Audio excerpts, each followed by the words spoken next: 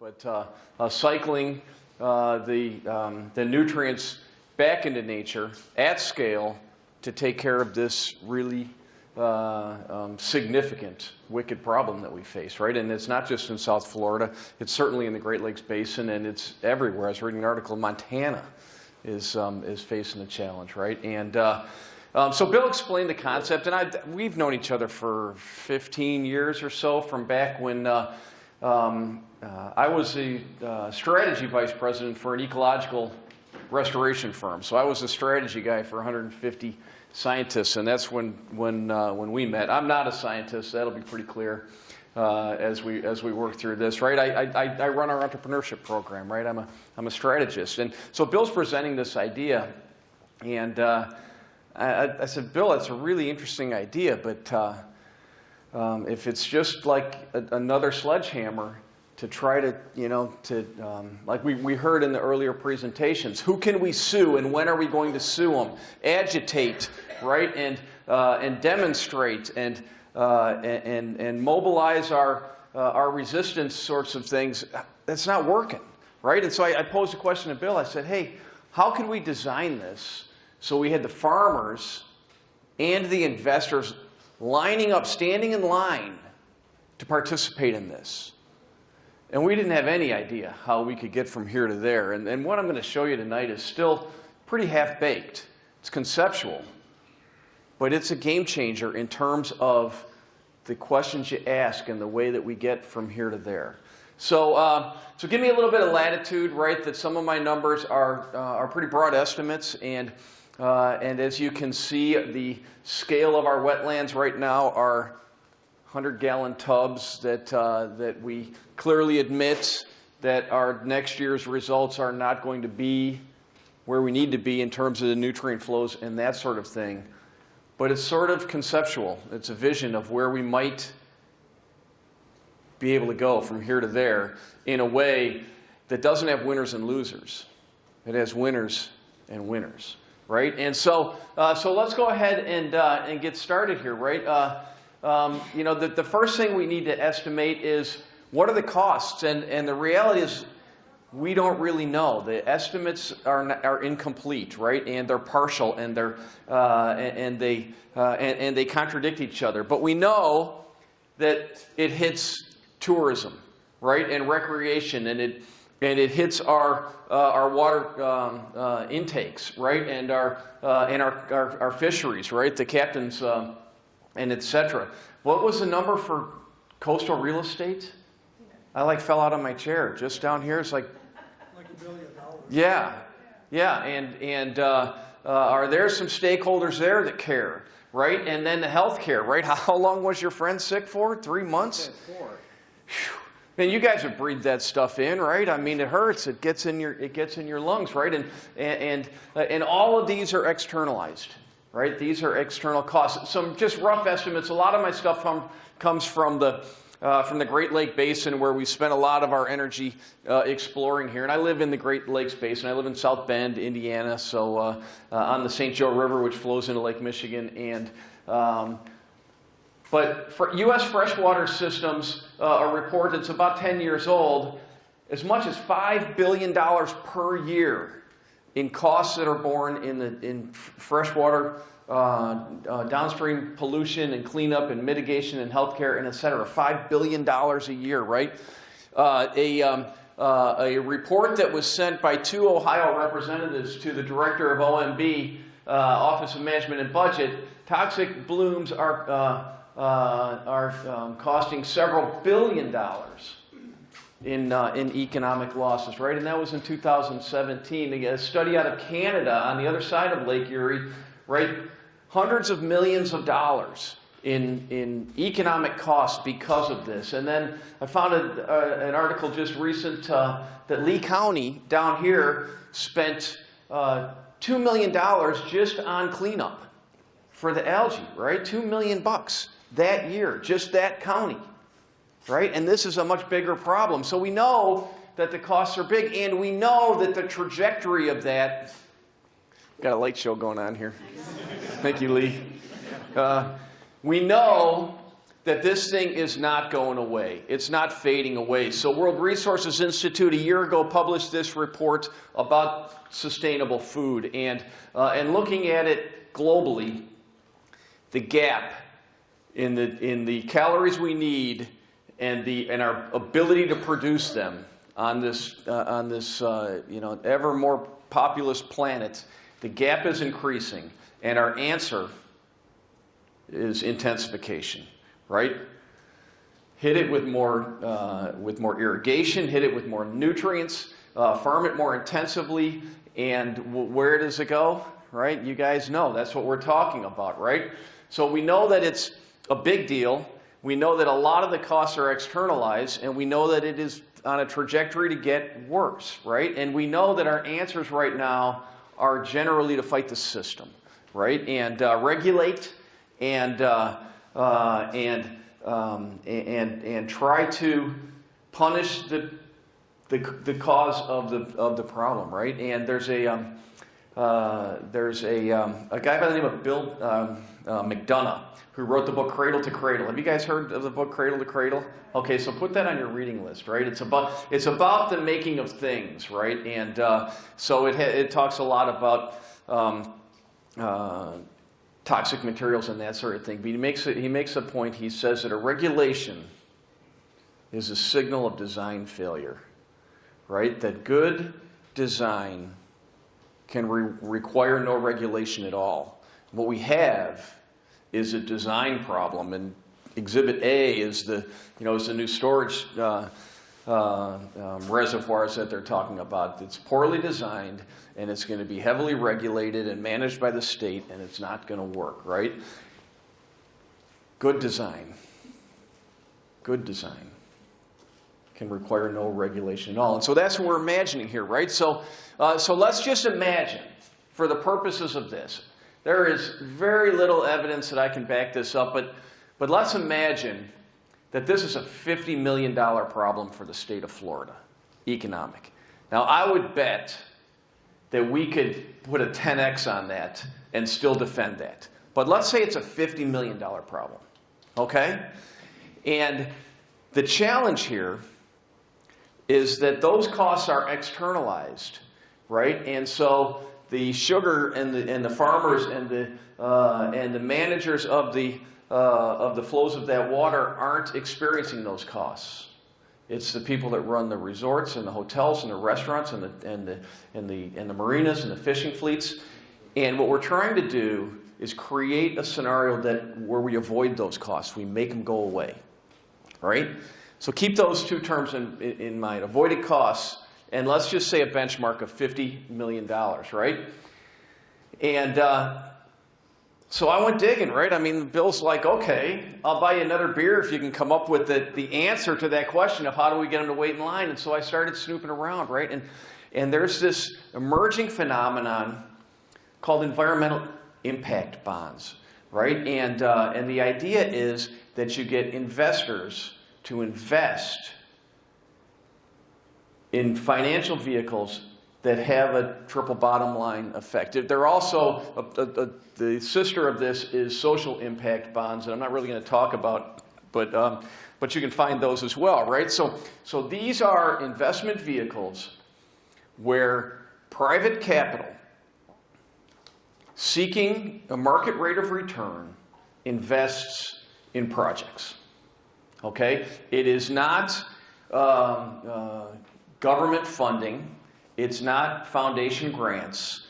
It is Wall Street capital that's looking to earn a return and get paid back. Okay? That the gears of the investment vehicle is that there's a payment for success mechanism, right? That comes into play, that the people that do the projects get incentivized to make sure they work. I'll show you some examples, right? And that the performance metrics in these ambiguous spaces are clearly defined in advance such that you can write a contract around it that is enforceable so that the investors say, okay, we'll write a check, right? Millions of dollars in check, right? So this is what it looks like, right? And we're a long way away from being able to launch one of these. Getting closer every year, right? And but this is not a conversation ender; it's a conversation starter, and I want you to understand that, right? So here's a couple of examples. These are projects that are on the street right now, working with millions of dollars in investment. So Washington, D.C. had a problem with their CSOs, combined sewer overflows. You guys know what those are, right? So your water treatment plant has a certain amount of storage capacity. The big rains come. You don't have any more capacity. You have two choices. Flood the voters' basements or open the gate and let the untreated water go. And EPA doesn't have a sense of humor about that. And so they hit D.C. with a consent decree that said you can't have CSOs anymore, and you got to do something about it. And the cost to do gray infrastructure, concrete, was just unaffordable. And so they looked at the ecosystem, and they said, what if we use green infrastructure to absorb the stormwater, but how are we going to fund that? And so they got funding from, so they had a nonprofit, right, an environmental nonprofit. They had a foundation that backstopped some of the front end risk, and then they had Goldman Sachs step up, $25 million. Now Goldman Sachs, I mean, that's serious investment criteria, right? These guys, it's due diligence and expectations, and these are the big boys. $25 million they put in. They started it in 2017. It's up and running. It's the largest green infrastructure project ever done, right? And in this for stormwater CSOs. There's an example. You can look it up, and they had a whole bunch of stuff about it when it was just being launched, and now it's like a year and a half, 2 years in, and so there's not a whole lot of news, but you can still find what's going on, right? So there's one. How about, let's look at a totally different space, right? If you were living in the high plains or out in California, you're not worried about algae blooms. What are you worried about? Forests. Wildfires, right? And it's a huge deal. And almost all of the costs are externalized, right? And what's one of the big causes? That the forests aren't being maintained by the Forest Service. Why? Because they're broke, right? It's a cost equation, and they don't have the money. So again, a conservation company and a private capital company got together and said, well, what if we raise the money to fund the forest maintenance, right? The conservation best practices that help these forests stay healthy and not become a tinderbox. What if we brought that money, and then, based on the results of fewer fires and better prevention, we'll take the savings that are being realized by the water and electric utilities. This is before PG&E had their bad summer, right? And now they're facing billions of dollars in losses and bankruptcy and that sort of thing. They look at that and say, well, what if we could have prevented the property losses and the lawsuits of shutting down people's power and the deaths? What if we could have prevented that? And then the same for the state agencies, and would take those savings and use those to pay the performance for service, for success. And there it is. It's in place. This is a big project. I'm trying to think in my backup work. I've got the number. I can't remember what the value of that was. Might have been $100 million. Yes, please. Where is that? That is in, I think Colorado is the main. Not California. But it's extending outward. Yeah, it started in Colorado, and the date on it was, I think 16, so it was before California had their that sort of thing. But it was real money around how can you find investment capital to prevent forest fires, right? And the investors showed up. And so these are two examples. So the assumptions here, the hypotheses are that the avoided costs will be greater than the implementation costs, right? So that $50 million annual cost, that is larger than the opportunity costs, what the farmers will have to give up in the acreage of farming, which is what they do to feed their kids, right? Plus the restoration cost to convert the wetlands back, the farmland back into wetland, plus the various administrative and verification costs. That the hypothesis is that we could build a model, an operating model, where these costs are less than the avoided costs. Therefore, there's incentive. There's a layer of value that can be shared. Okay. So again, this is building on work that we've done over the last year or so, focusing on the agricultural business in the Great Lakes Basin, specifically Ohio. But let's look at the opportunity costs, right? So these are real numbers from the Ohio State University. 200 bushels of corn per acre at a market price of about $4 per bushel is about an $800 gross revenue per acre that a corn farmer in Iowa, farming away, can earn, right? But then they're going to have costs, right? And so you can see the costs are about $450, which leads to a net return of about $350, right? And so the farmer that we're going to approach and say, hey, we want you to convert your acreage into wetland, Great Black Swamp acreage. They're looking at their financial statements and saying, you know what? Every acre I earn about a $350 profit. So let's talk, right? Because I'm not just going to give up $350 an acre, right? And let's imagine that not all of the acres are as productive, right? Those wet acres, though, the places that are most likely to be good wetlands probably aren't as productive. And if they were going to pull some production out, they would choose those acres. So maybe it's more like the 260. And then keep in mind, every year they're paying $130 for nutrients, right? That's the cost of the nutrients and the cost of applying them, the equipment, and all of that. It's about $130. So keep that in mind. So these are the opportunity costs that the farmer is looking at. And this is why the farmers are saying, get off my land, leave me alone.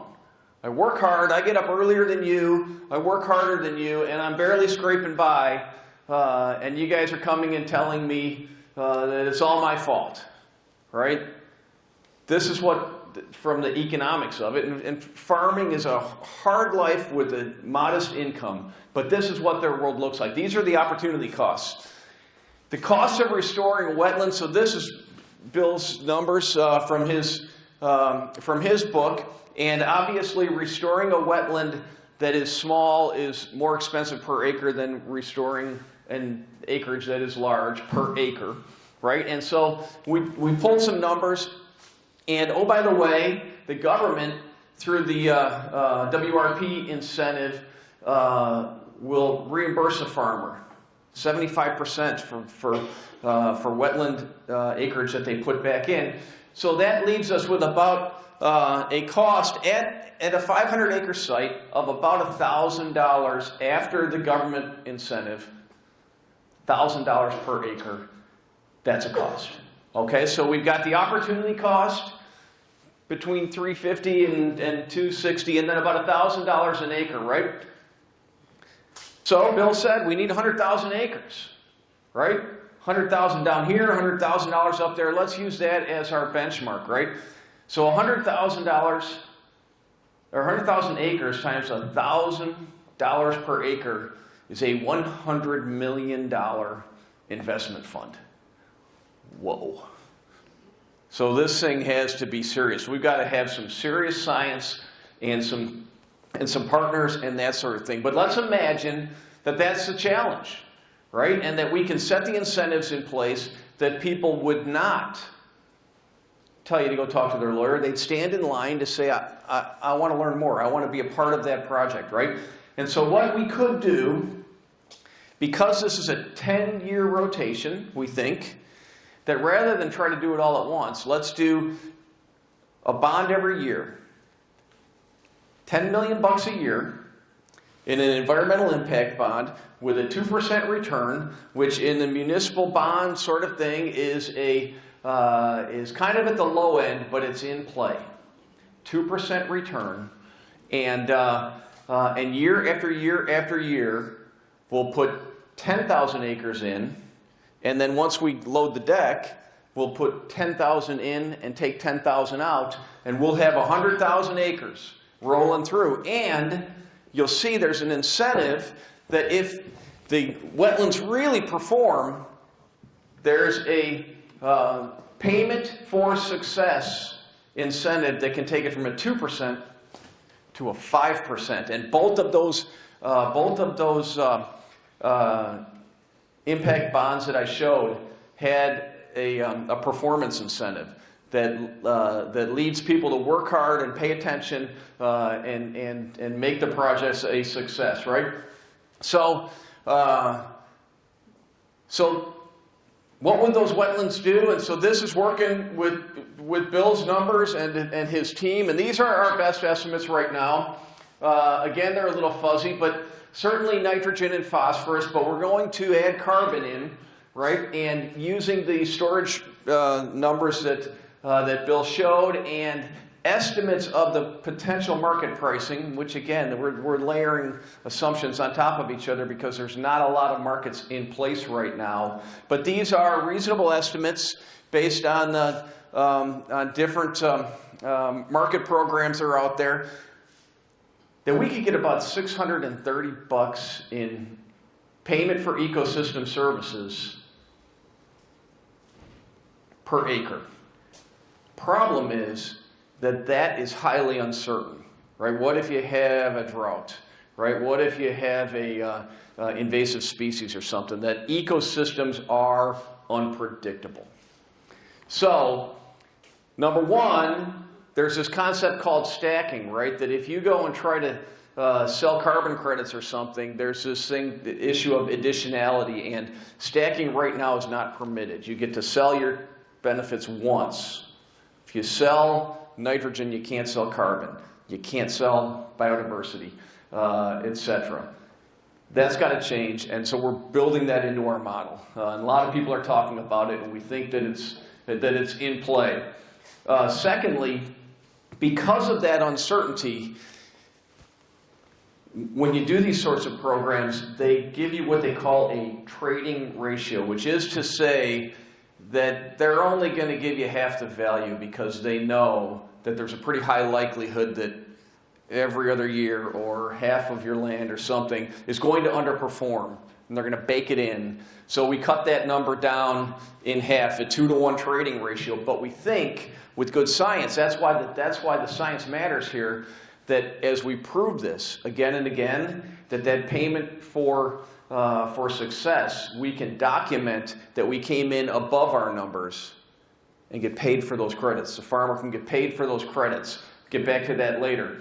There's a conservation reserve program credit of $70 an acre. That's in play right now, so we're including it, right?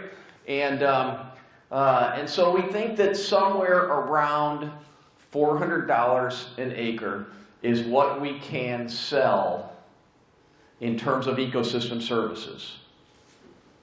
$400, okay? So let's put this thing in play, right?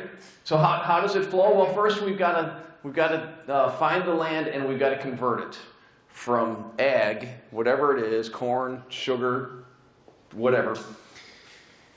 And so the cost is $4,000 an acre, but we know that the government subsidy, 75%, through NRCS will cover 3/4 of it.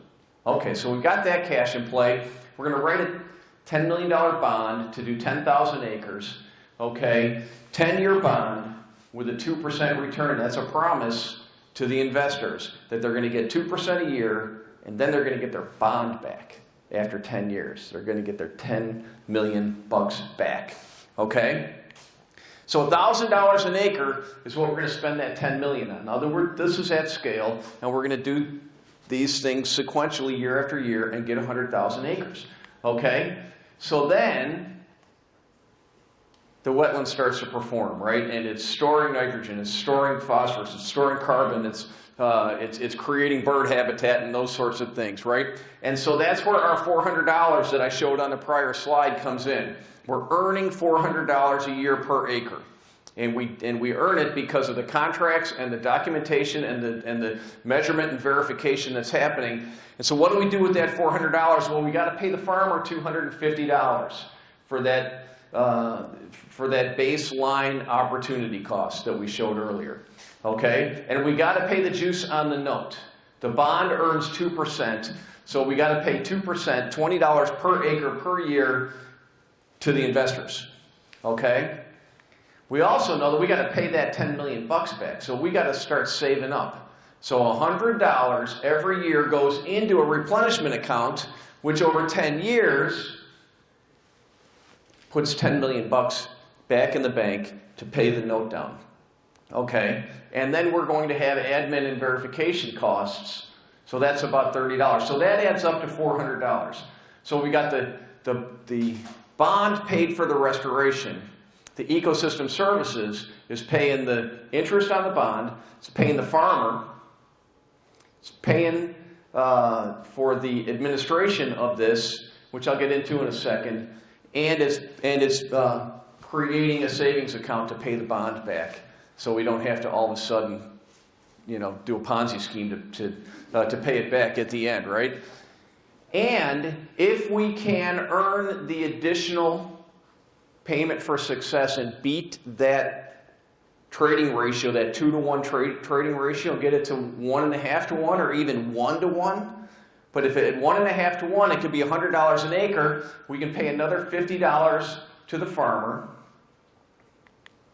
We can pay that 3% extra interest to the bondholder.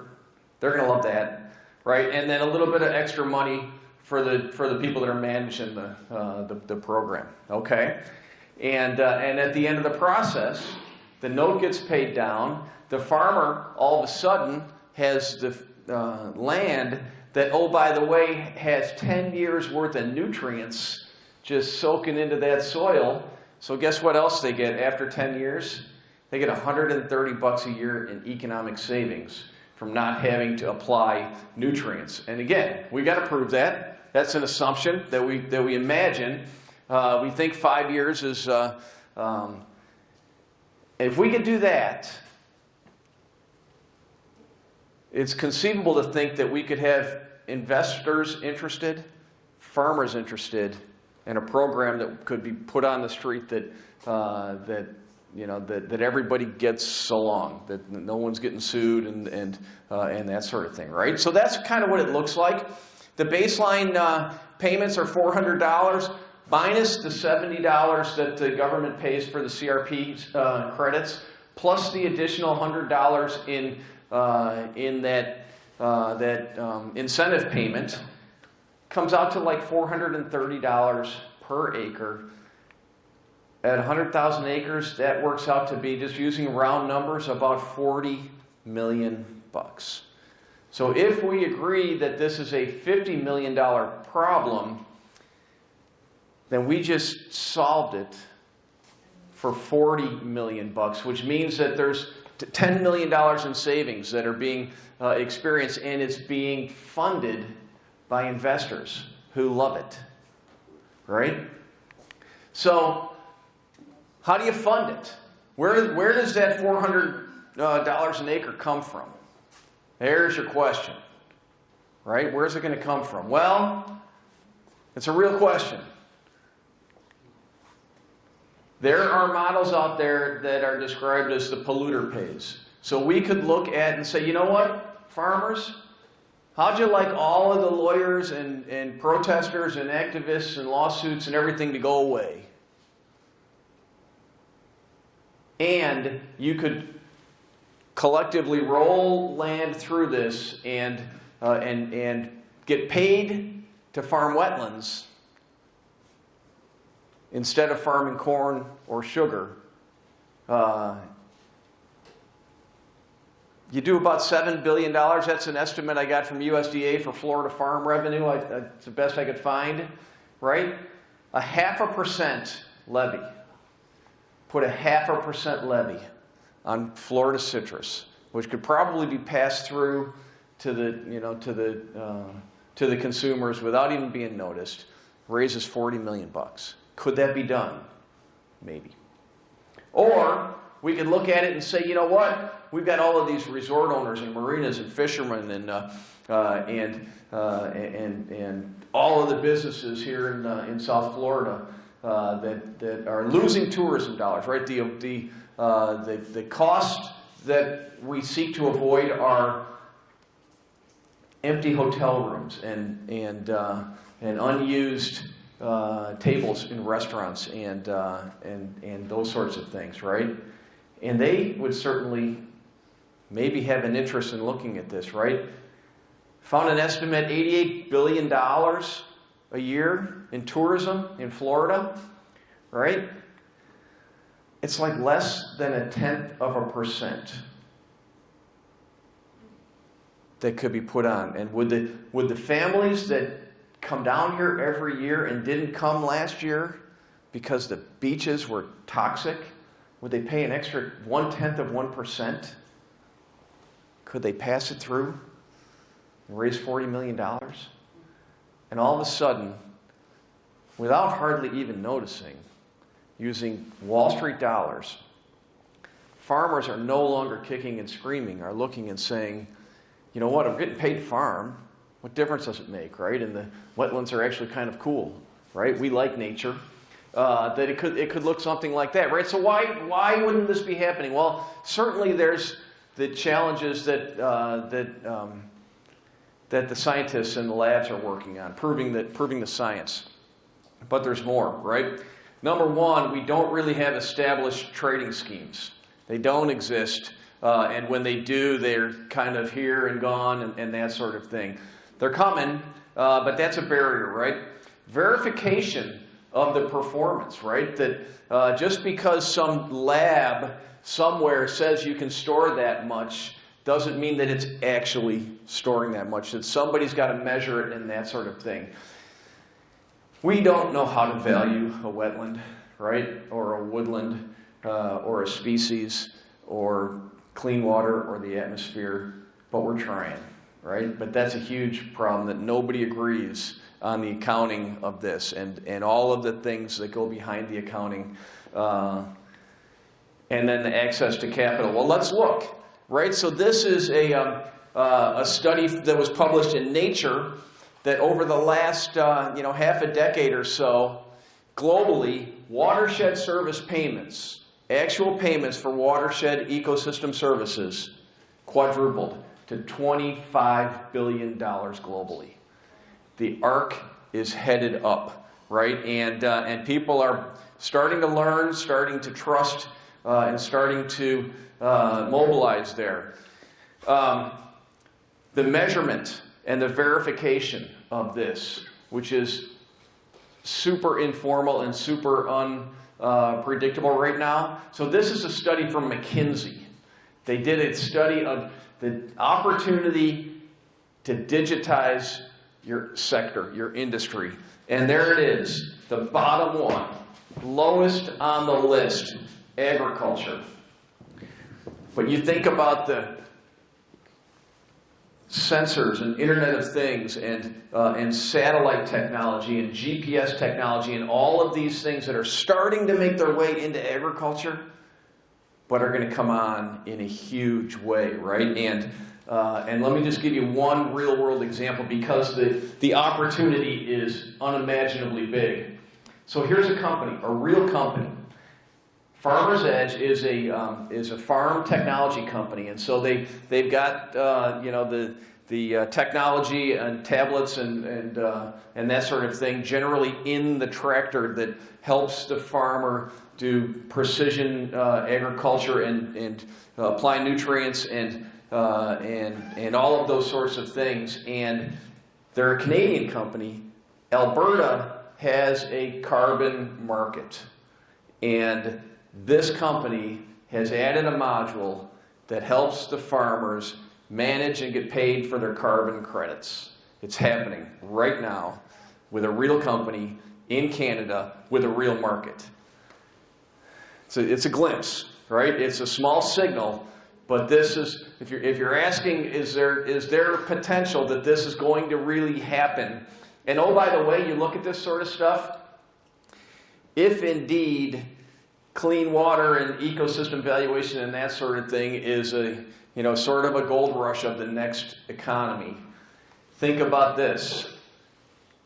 Bless you, companies like this are the shovels and pickaxes, right? Levi Strauss made it really, really big, selling the tools and supplies that we needed to get from here to there for the miners back in the day. There's going to be all kinds of opportunities in this space. The accounting standards, right? How much is a wetland worth? You know, it's we don't do it very well, but there's progress being made. So this is through the United Nations. There's a system called the System of Environmental Economic Accounting that is basically, they're sitting at the table and they're negotiating their way to say this is what the standard might look like. Okay, now 2014 they had 54 countries. 17 they had pushing 70. The target for this year is 100. It's gaining traction. The U.S. is not a participant yet. All of Europe is. All of the big countries in Asia are. Most of the growth that gets us to 200 is the smaller countries in Asia and the rest of Africa. Canada is, but it's a standard, right? And it puts us in a place to build the economics behind this thing, right? And then what about access to capital? If you guys have been paying attention to what BlackRock has been doing, and not just BlackRock, but certainly BlackRock, they have, and this came out in January, so that's the CEO was at Davos and published a letter to investors and a letter to the CEOs of the companies they invest in, and said the rules are changing, and you got to bring sustainability front and center, or we ain't going to invest in you. $7 trillion. What do we need? 100 million? You know, it's like a rounding error for these guys, and they're leading the way. Investors are taking notice, and can we find investors that would say, yes, we've got a percentage of our portfolio that absolutely wants to go after this sort of stuff, right? And we will join you up there on the front end, right? So where do we go? We've got 3 mesocosm sites with 27 cells each or 28 cells each, and that's gathering data and allowing us to do the data analysis that gets articles published and that sort of thing. But it's not at scale, and we got to get to scale, right? So we're suggesting a pilot, a 5-year pilot that might look something like this. We need $1 million, right? We need $1 million to do 300-acre sites. Maybe 1 in Florida and 1 in Ohio and 1 somewhere else. But 300-acre sites would get us real-world data, not just mesocosm test tube data, right? Restoration costs, I said it would be $1,000. I threw an extra 50% in there because it's going to be more expensive to build these things because we haven't done it yet, right? And manage the hydrology and that sort of thing. The payment to farmers, 5 years at $250 an acre is $125,000. Performance verification is $50,000, and that brings it to like 300 and change. 3 sites is $1 million, and I think that, Bill, is what comes next, right? And this doesn't pay a return. This isn't going to pay you 2% a year and get you your money back at the end of however many years.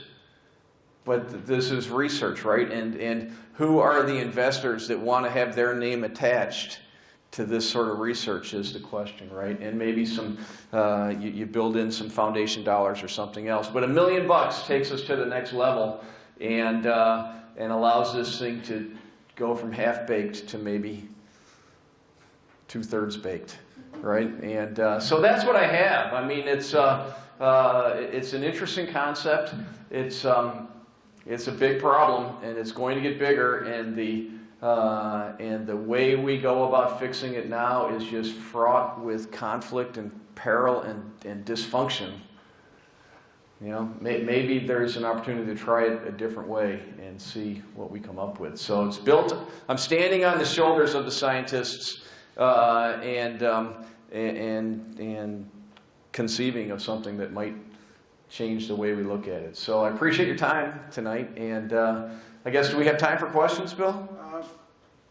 Sure, let's do it, if people are willing to stay for it. So thank you.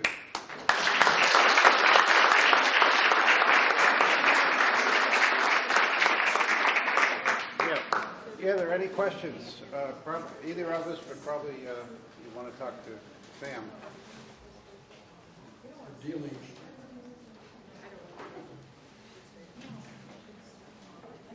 dealing with one of the most difficult groups of people in the United States when you deal with farmers changing farmers' habits.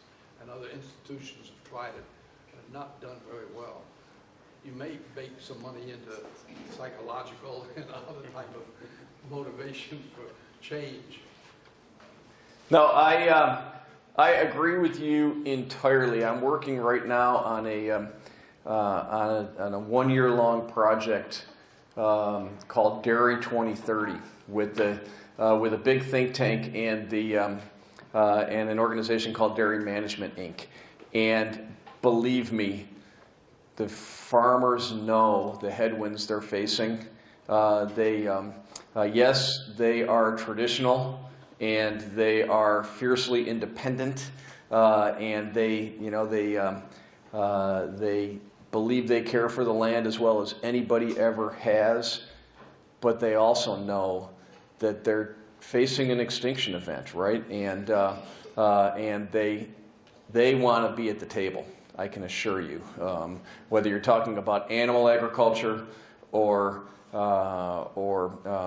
traditional agriculture, but it's about carbon, it's about water quality, it's about deforestation and all of those sorts of things, and they want to be involved in the solution, because it's not same as, you know, we're talking about who can we sue and when will we sue them.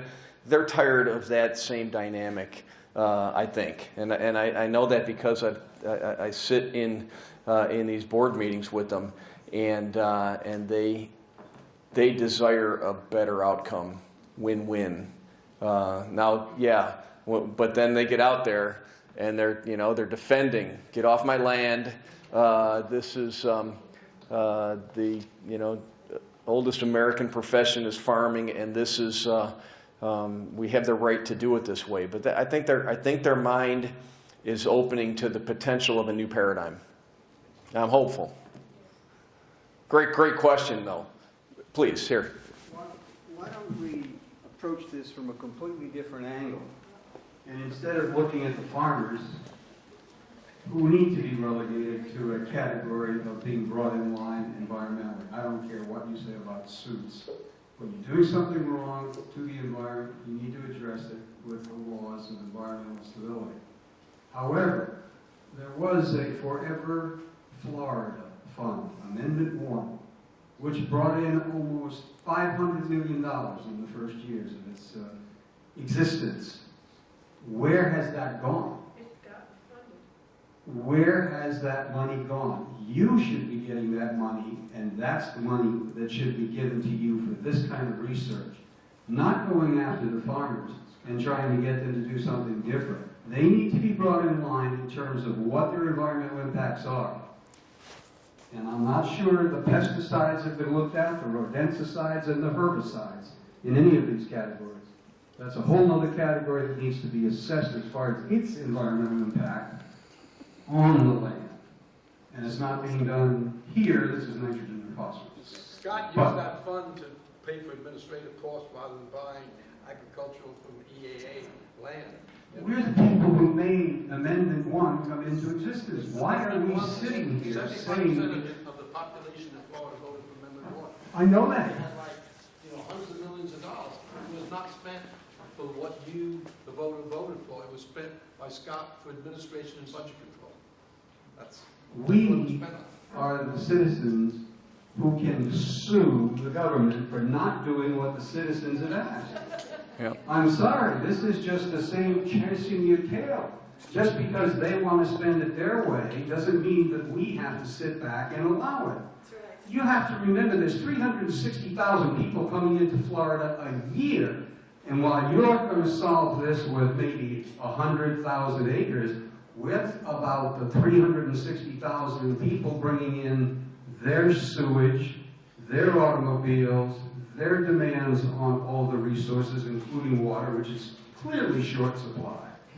There has got to be a way to shut down the amount of land available for continuing to be developed. There is a carrying capacity, and you know it more than anybody. And that carrying capacity in this state is sorely threatened when 360,000 people a year come in, and you have developers and politicians who know nothing about laws of physics, entropy, first and second laws of thermodynamics. Never mind, they don't even understand gravity. They can think they can make water go uphill, and all water goes down to sea level. That's why it's called zero. Anything coming off the land winds up in sea level. All right, so there's different ways to approach this, and I get it. And I'm not suggesting that there's just one way. But I'm suggesting that if we design our agricultural system in a way that provides a flow of value similar to the way nature does, that maybe that option has a seat at the table. Did I see a hand up over here? Keep talking. Bibi? He's looking at you, Bibi. Pardon? Did You had a question. You raised your hand. Think about it. When I asked the question. Thanks for the talk. That was really interesting. I'm visiting Professor Mitch from Australia at the moment. I work on the Great Barrier Reef as an academic, and I'm taking lots of notes. I've got lots and lots of questions. We're going down the same pathway right now, and the asset to protect is the Great Barrier Reef. Yeah. So we're looking at, can we convert what I call marginal sugarcane into wetlands right now? And this seems to be, I guess approaching it by saying, let's look at the marginal cane land. This is cane land that goes underwater 4 years in 5, and converting that into wetlands. That seems to be a bit of a smoother conversation to start to have with farmers, but then also the sugar mills who receive ultimately these the sugar cane. Slow and steady. And I think the work we're doing in the Great Barrier Reef might be another case study possibly to build in. I've got lots of other questions I'll hopefully talk to you about in the States. Well, thanks. Yeah, rainforests, ocean ecosystems, everything is in play, right? The social impact bonds deal with things like recidivism and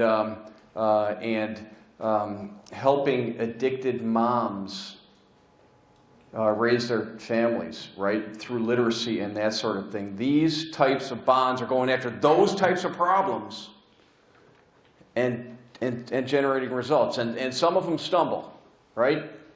But we're learning how it can work, and bringing this sort of approach to very non-traditional sorts of things, right? I mean, wildfires, right? One answer could be sue the daylights out of PG&E. Sue them till they, just go away. But that's not going to fix the core of the problem, right? And yes, companies have to be responsible. I agree. Please. Oh, you got it. I can just talk loud. Okay. Several years ago, the county administrator in Glades County, which isn't that far away, was talking to me. His name was Paul Carlisle, and he's no longer the county administrator in Glades. He's in the city of Sebastian on the other side of the state. But he's a forward-thinking guy. Glades County is a desert. It's a food desert. It's a public health desert. They have no grocery store. They have no hospital. They have very little infrastructure. They have a lot of land, and they have very little tax dollars coming in. A very, very small tax base. And he started talking about how they have the land to treat the water, the urban stormwater that comes from other counties. And this is about 3 or 4 years ago. Glades County right now is being offered a toll road to go through it that will bring urban sprawl, more impervious surfaces, more water quality problems. And so really now is the time to be having the kind of conversation that you're presenting here to folks at the county level that really have a history of a rural life and ranching and farming that they want to preserve, but the dire need for tax dollars or money at all to provide even the most basic services for the people that live there. So it's very exciting to me what you're talking about. I think Glades County is a perfect example. Even though that county administrator is no longer there, I would suggest that somebody that can take this show on the road, have these kind of conversations, not only with actual farmers, but with county level administrators or decision makers, because it has to start somewhere, and it's not starting in the legislature. It's just not going to start in the legislature. Oh yeah, and I mean you bring up some tangential things that are just huge problems, right? The increasing decay of rural America. There's no economic hope left, right? And the hospitals leave, and all that's left is a Dollar General and food stamps, right? And so I think kind of stick to our sandbox here, but recognize that there's complexities like crazy, right? And also recognize that the population of our country and our planet and the food we eat and the water we consume and the power that we need and all of those sorts of things is not going down. At least it may plateau by the end of the century, but it's going to get a little more crowded around here, right? And that means more food and more urban density and more energy usage, and it's just, we have to come up with systems that work in that space, right? Please. I'm not going to speak for you, but if you're not familiar, Southwest Florida really is 5 counties, and Glades is one of them. So the sandbox includes certainly not just Collier County, but all 5 counties, I believe, and even into the other side. So that's actually a really good idea. Yeah. Yep, okay, so one more question, and then as the voice of the crowd is speaking, it's time to wrap it up, so please. Okay, so the 10-year plan, like with that hypothetical of the corn farmer, where would the void that the corn farmer that was participating in that plan, by not making the crops for 10 years, where would that void come from? Yeah, it's needs to be addressed, right? So the reality is that the intensification is already happening, yields are going up, and that you would hope that you wouldn't have 10% starving people because you pulled land out of production, that the that you'd be pulling the less productive land out, and the better management of nutrients and precision agriculture, and that would backstop that. But that's all stuff that's got to be proven, right? And it is a complex system, right? So I appreciate your time. These are all really meaningful questions, right? And I don't think anybody here is suggesting that there's some sort of quick fix. What we're doing is floating some big ideas to be chewed on by lots of stakeholders, and see where it leads. So thanks very much, everybody. Thank you. Thank you all for being very patient. We saw the students were sneaking out behind you while we were having the conversation. But thank you for staying over, and we're going to fire it up again tomorrow night. And we'll have some exciting discussions tomorrow as well. Thank you.